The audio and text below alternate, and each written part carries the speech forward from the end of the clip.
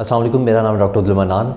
एक क्वेश्चन जो physical therapist से बहुत ज़्यादा पूछा जाता है, स्पेशली वो लोग जो रिहैबिलिटेशन डिपार्टमेंट में काम कर रहे होते हैं या पेडियाट्रिक रिहैबिलिटेशन के साथ मुंसलिक होते हैं और अपनी सर्विसेज प्रोवाइड कर रहे होते हैं। किसी भी कंसर्न में वो ऑक्यूपेशनल थेरेपिस्ट हों, फिज़िकल थेरेपिस्ट हों, स्पीच थेरेपिस्ट हों, उनसे सबसे ज़्यादा क्वेश्चन ये पूछा जाता है पेरेंट्स की तरफ से। इवन बहुत से प्रोफेशनल्स के ज़हन में भी ये क्वेश्चन आता है। मैंने बहुत से फिज़िकल थेरेपिस्ट को ये क्वेश्चन करते हुए सुना है कि पेडियाट्रिक रिहैबिलिटेशन में काम करते हुए अमूमन हमें 100% रिकवरी नहीं मिलती और हम क्यों उन पर टाइम इन्वेस्ट करते हैं और एनर्जी इन्वेस्ट करते हैं और पैसे इन्वेस्ट करते हैं। इस क्वेश्चन के आंसर के लिए मैं आपको एक छोटी सी स्टोरी सुनाना चाहता हूँ। कल एक फ्री मेडिकल कैंप में जाने का इत्तेफाक हुआ और वहाँ पर एक ख़ातून अपने चेकअप के लिए आई हुई थी मेनली, और उन्होंने गोद में अपना एक 4-5 साल का बच्चा उठाया हुआ था। ख़ातून ने अपना चेकअप करवाया और बच्चे को मैंने देखा और मुझे अंदाज़ा हुआ कि वो स्पेशल नीड्स के साथ है। तो मैंने उनसे क्वेश्चन किया कि आपके बच्चे को क्या मसला है, तो उन्होंने बताया कि ये बाय बर्थ इस तरह से है, इसका चल रहा, और हमने कभी इसका प्रॉपर चेकअप नहीं करवाया। तो फिर मैंने उनको बताया कि मैं पेडियाट्रिक रिहैबिलिटेशन में अपनी सर्विसेज प्रोवाइड कर रहा हूँ। उसके बाद फिर मैंने उनकी असेसमेंट की, तो वो बच्चा बेसिकली उसने कैप और ठंड की वजह से हेड कवर किया हुआ था। वो मैंने एक्सपोज़ किया तो उसका हेड साइज़ छोटा था और माइक्रोस्फेलिक चाइल्ड था वो। उसके बाद फिर मैंने उनको कुछ बेसिक चीज़ें गाइड की और उनसे ये क्वेश्चन किया जो सवाल मेरा आप सब लोगों से भी है कि वो बच्चा भी 4-5 साल का था जिसको उसकी मदर ने कैरी किया हुआ था। उसके अलावा उनके 2-3 बच्चे और भी थे, और ऑब्वियसली सब बच्चों की ज़िम्मेदारी भी होती है, उनको सबको संभालना भी होता है। लेकिन वो अपने चेकअप के लिए आई थी और उस एक बच्चे को स्पेसिफिकली उसने उठाया हुआ था इस वजह से कि वो उसको घर पे अकेला नहीं छोड़ सकते थे। तो मेरा क्वेश्चन उससे ये था कि हमारे पास हमारे आसपास, हमारे घरों में, हमारी सोसाइटी में जब कोई ऐसे बच्चे होते हैं तो हम किसी ऐसे बच्चे को या कोई मदर किसी ऐसे बच्चे को कब तक कैरी कर सकती है। यानी बच्चा 5 साल के बाद 5 साल की एज में भी अच्छा खासा वेट हो जाता है बच्चे का, तो मदर कब कब उसको कैरी करेगी, बाहर जाते हुए उसका क्या इंतज़ाम करेंगे वो लोग। तो ये सब चीज़ें हम शायद वक्ती तौर पे बच्चे को लाड प्यार में, और ये स्पेशल चाइल्ड है तो हम इसको खुद ही संभाल लेंगे। और बहुत सी फैमिलीज़ को हमने ये भी कहते हुए सुना है कि अगर एक बच्चा स्पेशल है, घर के बड़े जो होते हैं वो ये कह रहे होते हैं कि क्या बाकी सब लोग मिल के इस एक का खर्च नहीं उठा सकते, इस एक को पाल नहीं सकते। तो क्वेश्चन इस कि ये सब कुछ कब तक चलता रहेगा। आप कब तक उसको अपने हाथ से खाना खिलाते रहेंगे, या आप कब तक उसकी जो भी नीड्स हैं, उसको वॉशरूम जाना होता है, उसको खाना खाना होता है, उसको मूव करना होता है, वो कब तक आप अपने हाथों से सब कुछ करते रहेंगे। तो हमारा मेन पर्पस रिहैबिलिटेशन के काम में स्पेसिफिकली ये होता है, हमारा मेन गोल जो होता है कि हमने इंडिपेंडेंट मोबिलिटी पर काम करते हैं, और मेनली क्वालिटी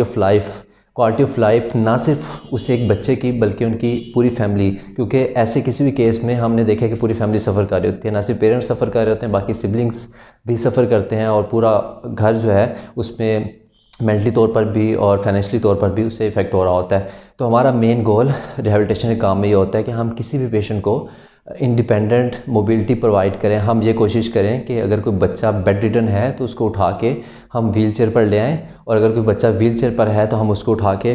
वॉकर यूज़ करवाना सिखाएं। अगर कोई बच्चा वॉकर यूज़ करने के काबिल हो गया तो हम उसकी मोबिलिटी पे काम करें कि वो अपनी खुद वॉक कर सके, अपने घर के काम काज या अपनी अपनी जो ज़रूरियात हैं वो ख़ुद उसको पूरा कर सके। और eight the end of the day हमारी यह भी कोशिश होती है कि बहुत से बच्चे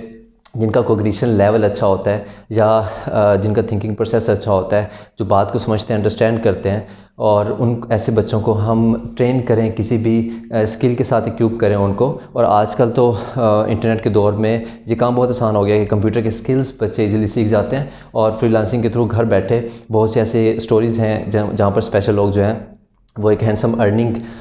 कर रहे हैं और ख़ुद भी और अपनी फैमिली को भी सपोर्ट करते हैं। तो हमारा मेन गोल ये होता है कि हमने इंडिपेंडेंट मोबिलिटी प्रोवाइड करनी है, बच्चों को चलाना है। सिर्फ हम ये नहीं सोचते कि बच्चा कब तक पेरेंट्स की गोद में रहेगा या पेरेंट्स कब तक उस बच्चे को कैरी कर सकते हैं। ये कहना बड़ा ईजी होता है कि 100% रिकवरी नहीं होती, लेकिन हम ये समझते हैं कि अगर हम किसी बच्चे में 80% रिकवरी भी गेन कर लेते हैं और हम किसी बच्चे को किसी स्पेशल नीड चाइल्ड को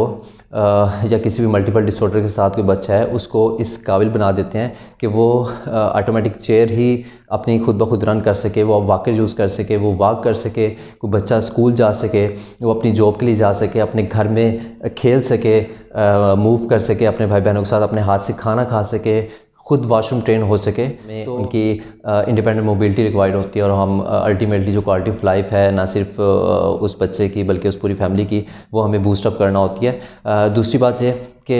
ट्रीटमेंट प्रोसीजर समटाइम्स लेंथी हो जाते हैं, कई महीने या कई साल भी लग जाते हैं। बच्चे की ब्रेन डेवलपमेंट के साथ ये एक्टिविटीज़ चलनी होती हैं और बच्चे की हैबिलिटेशन करवानी होती है, उनको नई सिरे से सब एक्टिविटीज़ सिखानी होती हैं, तो इस पर काफ़ी टाइम भी लग सकता है और ऑब्वियसली ये फाइनेंशियली भी कई लोगों के लिए बर्डन हो सकता है। लेकिन हमारी स्पेसिफिकली कोशिश ये होती है कि हमारी इर्द गिर्द सोसाइटी में बहुत से ऐसे लोग भी हैं जो अफोर्ड नहीं कर रहे होते, तो मैं ये कोशिश करता हूँ जहाँ हमारी बाकी टीम जो है प्रोफेशनल्स जो भी प्रैक्टिस कर रहे थे रिहैबिलिटेशन में, वो एटलीस्ट ये कोशिश सब लोग करते हैं कि जो भी पेरेंट्स आते हैं ऐसे बच्चों को लेके, हम उनको ज़रूर गाइड करते हैं कि आप अपने बच्चे को मिनिमम एक्टिविटीज़ घर पर क्या करवा सकते हैं, बजाय ये कि एक बच्चे को सिर्फ इसलिए छोड़ दिया जाए कि वो अफोर्ड नहीं कर रहे या इसलिए छोड़ दिया जाए कि उनके करीब कोई रिहैबिलिटेशन सेंटर नहीं है। उनको हम ऑनलाइन भी ट्रेनिंग देते हैं, हम उनको सर्विसेज भी प्रोवाइड करते हैं, उनको गाइड भी करते हैं कि आप कैसे अपने बच्चों को एटलीस्ट घर पर कुछ बेसिक एक्टिविटी करवाना स्टार्ट कर सकते हैं ताकि हम उनके मसल को और उनकी बॉडी कंडीशन को वर्सन होने से रोक सकें। हमने बहुत से ऐसे केसेस भी देखे हैं जहाँ पर बर्थ के फ़ौरन बाद पेरेंट्स पढ़े लिखे होते हैं या उनको कोई अच्छा टाइम पे गाइड करने वाला या मशवरा देने वाला मिल जाता है जो उनको बताता है कि इनके रिहैबिलिटेशन का काम किया जाए। मेडिसिन या बाकी जो भी चीज़ें चल रही थी उनके साथ साथ ये एक इम्पॉर्टेंट फैक्टर है कि अगर उनके मसल्स पर, उनकी बॉडी पर, उनकी मूवमेंट पर जो डिलेड माइलस्टोन्स होते हैं मेनली उन पर अगर टाइम से काम किया जाए तो हमें उनमें बहुत अच्छे रिजल्ट्स देखने को मिलते हैं। इसकी बहुत सी एग्जांपल्स हमने अपनी प्रैक्टिस में देखे कि एक तरफ निगलेक्टेड चाइल्ड होता है जो घर में पड़ा होता है, 14-15 साल की एज में भी वो व्हील चेयर पर होता है या बेड रिडन होता है, उसके मसल्स ऐसी कंडीशन में होते हैं कि उन पर दोबारा से रिहैबिलिटेशन का काम शुरू करना, दोबारा से क्या फर्स्ट टाइम ही उन पर रिहैबिलिटेशन का काम शुरू करना जब 14-15 साल की उम्र में हमारे पास इस तरह केसेस आते हैं तो खासा मुश्किल भी होता है और वो पेनफुल भी हो जाता है। लेकिन ऐसे बच्चे जो अर्ली स्टेजेस में फर्स्ट 1 ईयर में जब पेरेंट्स असेस करते हैं कि इनकी हमारे पास मूवमेंट्स नहीं आ रही तो प्रोफेशनल के पास लेके जाते हैं, तो उस वक्त से उनको ट्रेन करना, चाहे थोड़े लेवल पर हो, उनकी एक्टिविटीज़ हम छोटे लेवल से नेक होल्डिंग से कुछ बेसिक मूवमेंट से शुरू करवा के एडवांस लेवल तक लेके जाते हैं, वो खासा इजी होता है, उसके रिजल्ट्स भी अच्छे मिलते हैं। जितना अर्ली डायग्नोसिस और इंटरवेंशन होता है उनकी प्रैक्टिस स्टार्ट हो जाती है और उन पे ट्रीटमेंट और रिहैबिलिटेशन का काम शुरू हो जाता है, उतने बेहतर हमें रिजल्ट्स मिलते हैं। तो मैं सब लोगों से रिक्वेस्ट करता हूँ कि हमारी सोसाइटी में जो भी ऐसे लोग हैं जो किसी भी तरह से फ़िज़िकली या मेंटली चैलेंज्ड हैं या किसी भी कोई डिफरेंटली एबल्ड हैं या स्पेशल नीड्स के साथ हैं, उनको ज़रूर ये गाइड किया करें कि ना सिर्फ वो अपनी क्वालिटी ऑफ लाइफ को बेहतर बनाने के लिए बल्कि इंडिपेंडेंट मोबिलिटी के गोल को सेट करके प्रोफेशनल्स के पास जाएँ। अपने करीब जो भी फिजिकल थेरेपिस्ट हैं, रिहैबिलिटेशनिस्ट हैं, स्पेशली जो पीरियड्स में काम कर रहे होते हैं, उनके पास ज़रूर जाएँ, उनकी असेसमेंट करवाएं, उनसे प्लान बनवाएं। अगर आप डेली बेसिस पर नहीं सेटअप पे जा सकते तो कोई बात नहीं, आप उनसे प्लान बनवाएं, उनसे एक्टिविटीज़ सीखें, लर्न करें, उनको घर में एक्टिविटीज़ शुरू करवाएं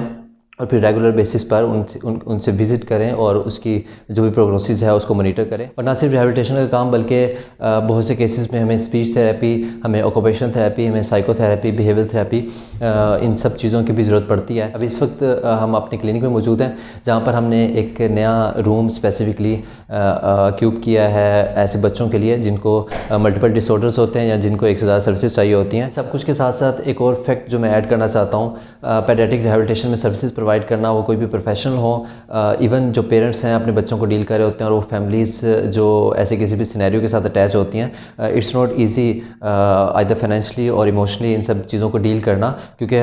हम अमूमन अपने पेशेंट्स के साथ एक लंबे अरसे तक जब उनको सर्विसेज प्रोवाइड करनी होती है तो हम इमोशनली भी उनके साथ इन टच होते हैं और हम उनके केस सिनेरियोज को देख रहे होते हैं। लेकिन मैं सब पेरेंट्स को एक बात ज़रूर करता होता हूँ कि it's better to start early, जब बच्चा ग्रोइंग एज में होता है, जब उस बच्चे को इन सब चीज़ों की समझ नहीं होती, उस वक्त उसको मोल्ड करना, उसको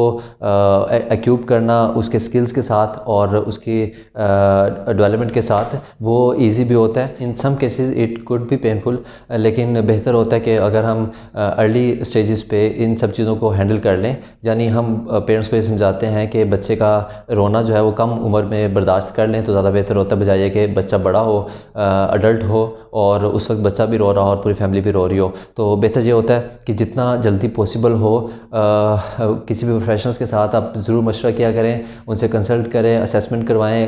प्रोफेशनल के हाथों में अगर आप उसका ट्रीटमेंट करवा सकते हैं तो ज़्यादा बेहतर है, नहीं तो एटलीस्ट आप घर पर उनकी बेसिक एक्सरसाइजेज, उनकी जो बेसिक मूवमेंट्स हैं वो ज़रूर करवाया करें, जल्दी से जल्दी किसी भी बच्चे की जो मैक्सिमम मोबिलिटी हम गेन कर सकते हैं वो हो। और वो सब लोग जो ये क्वेश्चन करते हैं कि इन बच्चों पे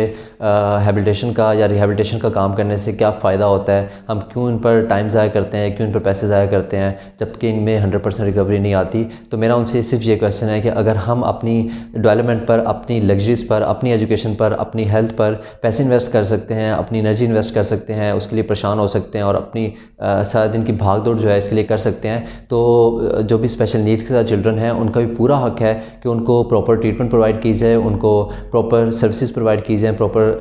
इक्विपमेंट प्रोवाइड किया जाए, उनको स्किल्स प्रोवाइड किया जाए, उनके एजुकेशन उनको प्रोवाइड की जाए। And at the end in this concern I request to all कि हमारे इर्द गिर्द हमारी सोसाइटी में हमारा इंटरेक्शन ऐसे किसी भी बच्चे के साथ हो तो हम